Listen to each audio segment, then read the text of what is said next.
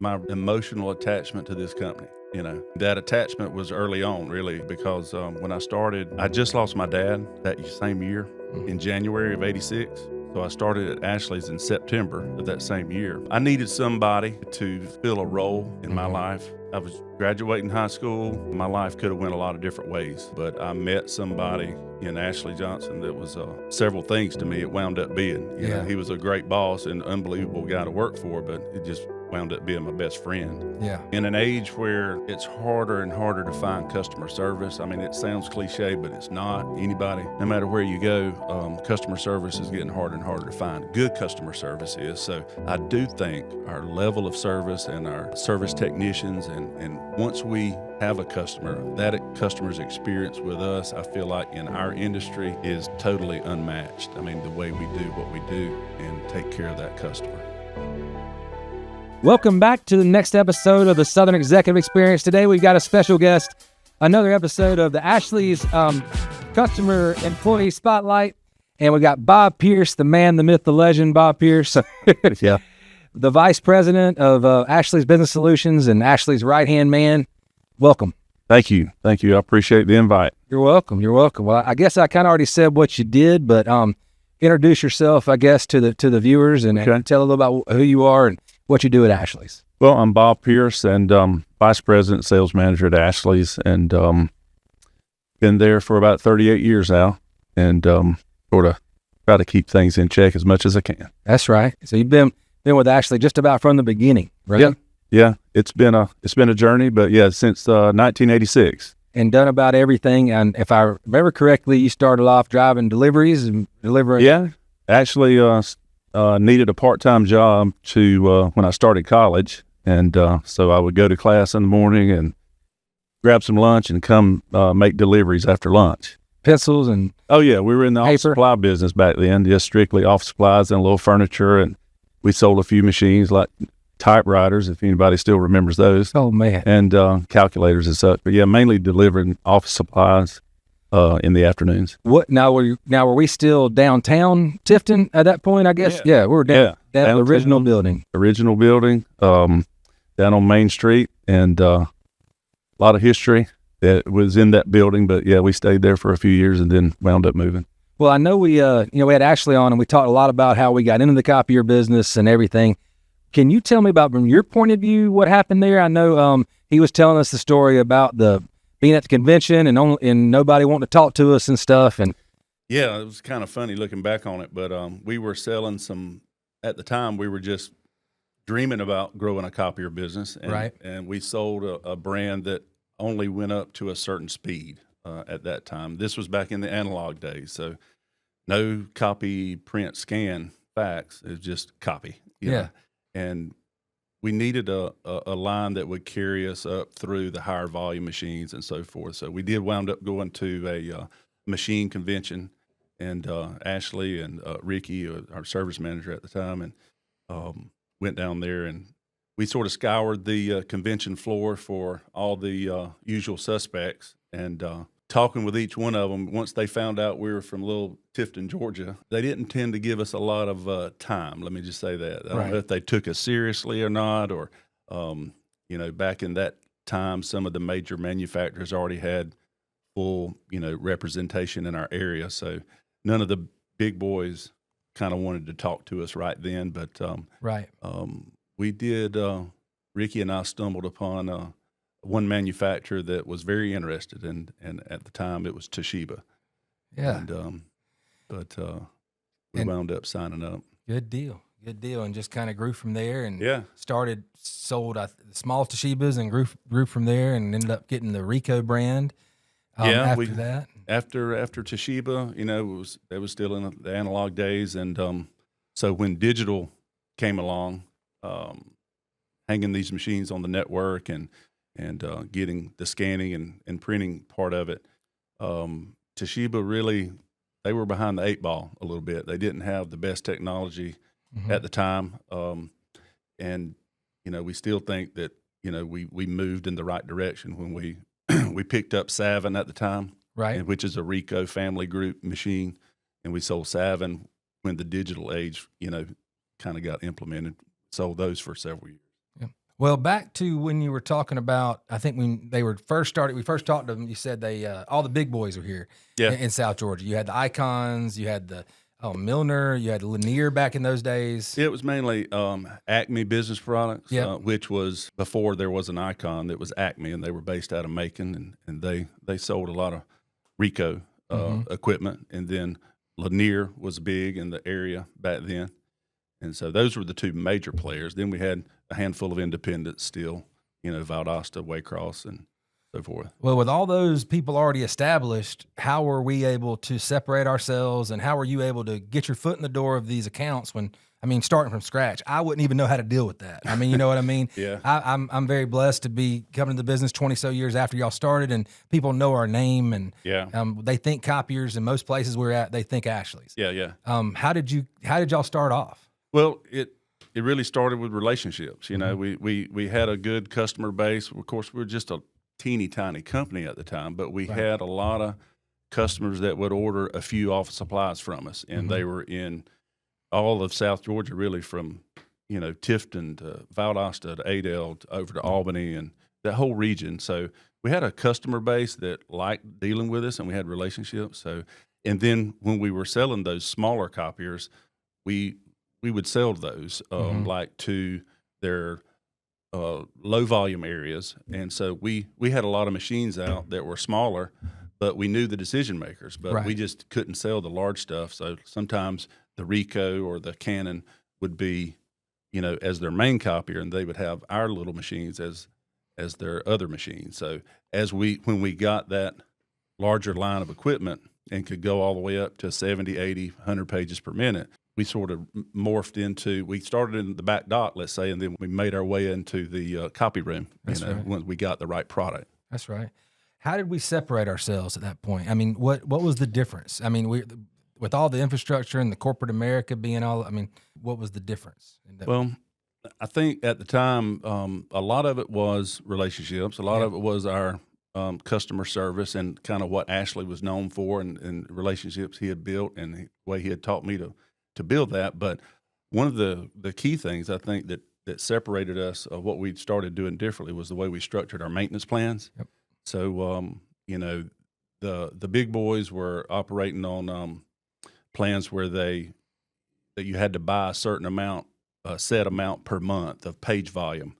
And so an allowance. An allowance, Yeah. It was a base fee that had an allowance of pages, and if you made over, you paid that charge. So we analyzed that, and in trying to be different, we said, that's really not the best idea for a customer, because it was set up for the dealership to win all the time. So most people got set up on allowances that they never made. They never made their page volume. So their effective cost per page was really a lot higher than what they were sold it was going to be, in the beginning. That's right. Yep. And we charged people exactly for what they used, so they didn't have any waste. That's right. Yeah. We just set them up to bill monthly only for their page volume used, and we could show the cost savings and the benefit on paper to that. And when we pointed that out, we started getting a lot of good opportunities. I know a lot of people still do it that old way. We deal with that a lot still. And people wanting to pay for it. They sell against us, talking about paying for every copy. Yeah. It's kind of funny how the terminology goes and how people are, they're used to doing it one way, and when you tell them a way that's more efficient and cost saving, they look at it like skeptical. What's in it for you type thing. Yeah. For sure. Well, you are the sales manager, vice president of Ashley's Business Solutions. We have a very, and I'm part of it, but a very unique company in South Georgia. We're a top 25 Canon dealer in the country, and you're a major, if not one of the biggest parts of that, and everything you've done here. I know you enjoy your job, but why do you do what you do? I think about that a lot, because you and I were just talking about where this year went and where does time go, and 38 years, it seems like it's went really quick. Yeah. The reason I do what I do is really because my emotional attachment to this company. Yeah. It started, that attachment was early on, really, because when I started, I just lost my dad that same year, in January of '86. And so I started at Ashley's in September of that same year. And it was really a unique, I think it was meant to be, me being here. Yeah. And I got to get, Hey, man. I got to get a hold of myself there. But I needed somebody, to fill a role in my life. I was graduating high school.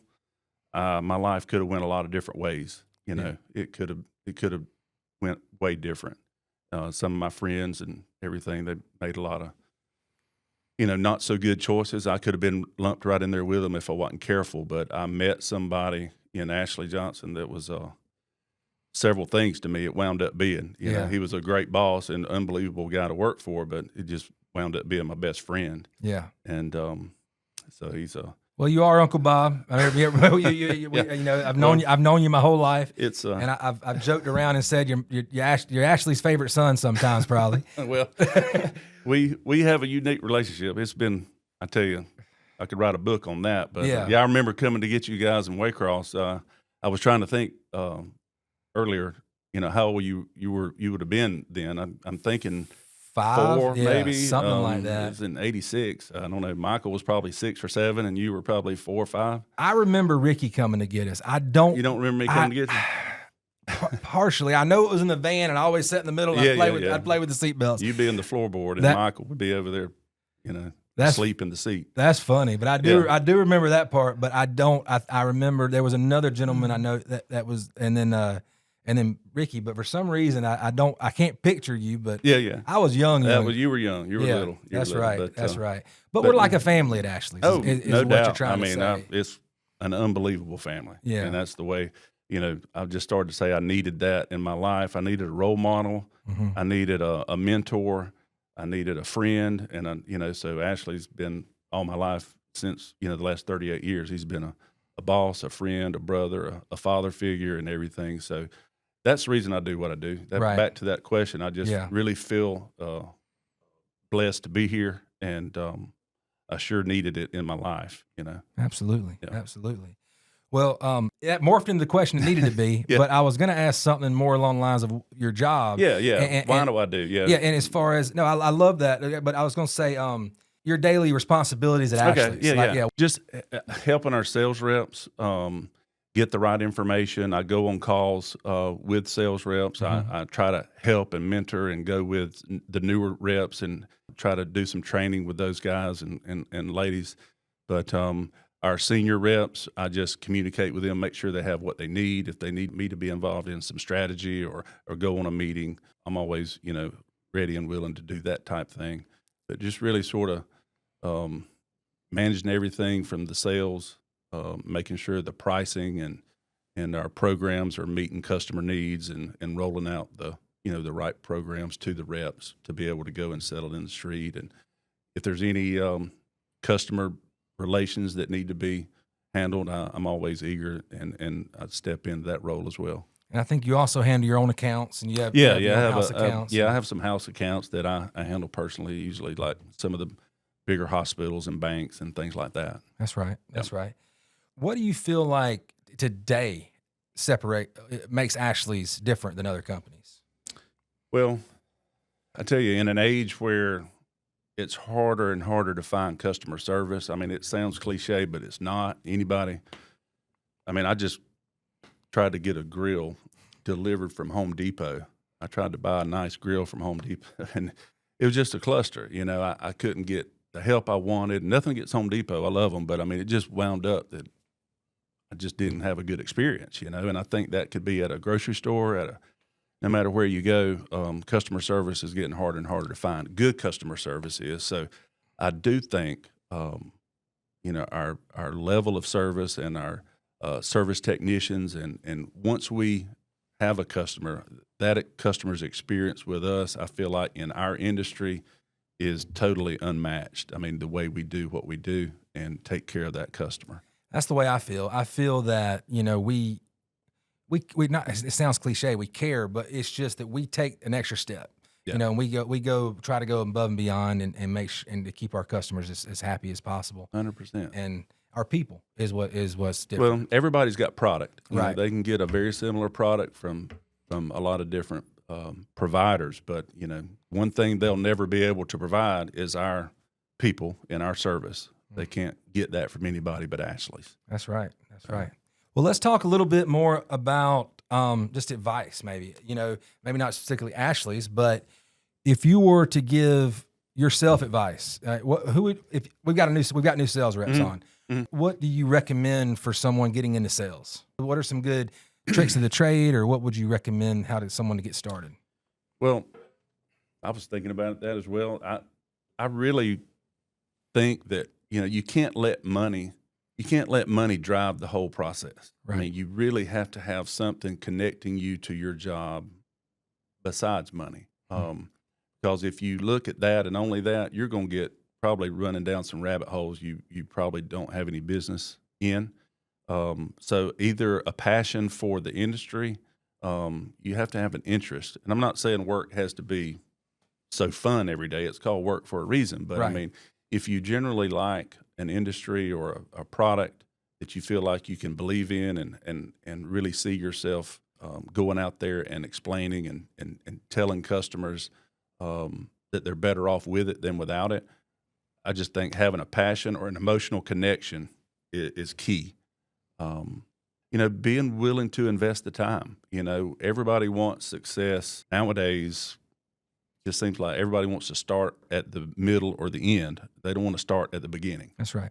They don't want to deliver office supplies. Yeah, they don't want to deliver office supplies. Ride the truck or put together, or ride the truck, or that kind of stuff. But learning it. And the other thing I would say to that is just if you can find some passion, sort of like what I just described a minute ago, to me almost happened by accident. Right. Because I needed a part-time job, and I started the part-time job, and I guess I'm still working the part-time job. but if you can find a mentor, anybody that's considering sales or really any other job, any position, I would just suggest finding somebody that you look up to and you respect. Like what happened with me and Ashley, I just liked everything that I'd never met anybody like him. I was fresh off the farm. I was raised on a farm, and that's the work I did. The only other work I had was maybe working at Kmart or a grocery store in high school. Yeah. But I didn't know a lot about the business world at all, and I sort of got introduced. Raised in a small, tight-knit community, and all the people around me were farmers. Yeah. And I was the son of a farmer.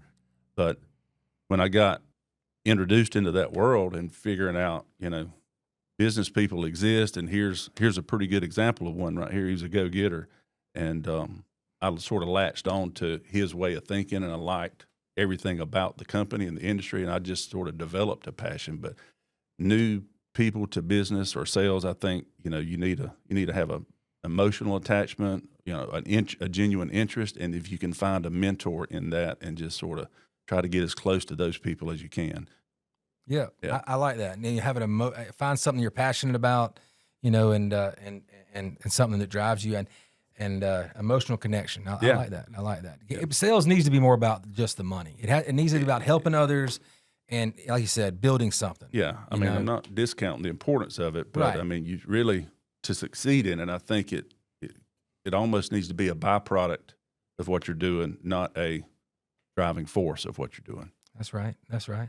Well, Bob, I thank you for coming on this podcast. I told you to be short and sweet. Short and sweet. That's always good for me, but I appreciate the invite. It's a pleasure. Anything else? Anything you want to say, or anything about the company, about what you do, or? No, we just, we're proud of our company. We've, I guess we've got about 70 employees now, and we're serving over about 7,000 customers. We've achieved levels that I'm very thankful for. Like you said, we're a top 20 Canon dealer in the country. Yep. And just a lot of positive things, and under Ashley's leadership and some things that we put in place, I see the company growing for many years to come, and proud to be a part of it. Absolutely. Well, thank you so much for coming on, and we'll see y'all later, and thank y'all for tuning in.